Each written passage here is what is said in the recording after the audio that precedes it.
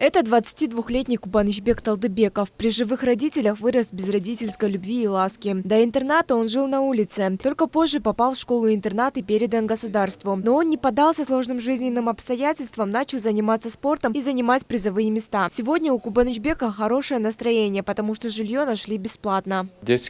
После того, как вышел с детского дома, здесь легче адаптироваться. Здесь бесплатное место. Находишь деньги на еду сам только. Как только исполнилось 18. Мне сейчас 22 года. Я задумывался над тем, куда я дальше пойду. Останусь на улице или что буду делать. Слава богу, есть такое вот социальное общежитие. Сейчас Кубанычбек работает каждый день, не покладая рук. Теперь он собирается приложить все усилия, чтобы в будущем стать мастером спорта. По официальным данным, в школах-интернатах Кыргызстана насчитывается более 10 тысяч детей-сирот. Их число с каждым годом растет. Многие из них остаются без присмотра после 18 лет. Теперь, чтобы подготовить их к взрослой жизни, открылось первое социальное общежитие.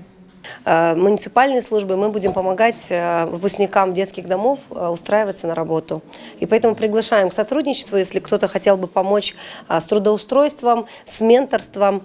Это называется Уйкуляпа проект. То есть мы приглашаем, чтобы каждый взял ответственность за такого вот молодого человека и был ему опорой.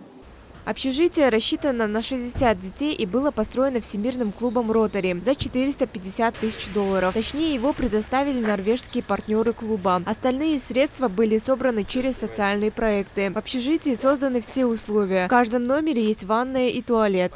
Чтобы построить вот этот соцобщежитие, мы потратили 450 тысяч долларов с помощью норвежского клуба, потому что Ротари клуб, он всемирный.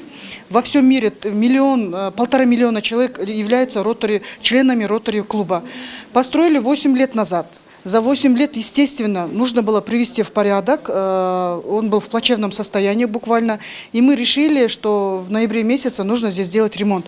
Сейчас за детьми, проживающими в этом общежитии, следят представители клуба. В то же время доступен широкий спектр практических занятий, чтобы дети смогли выбраться из уязвимой группы. Назира Турдубекова, глава Лиги защиты прав детей, говорит, что это очень хорошее начало, но в то же время считает, что необходимо закрыть детские дома и брать под опеку детей-сирот.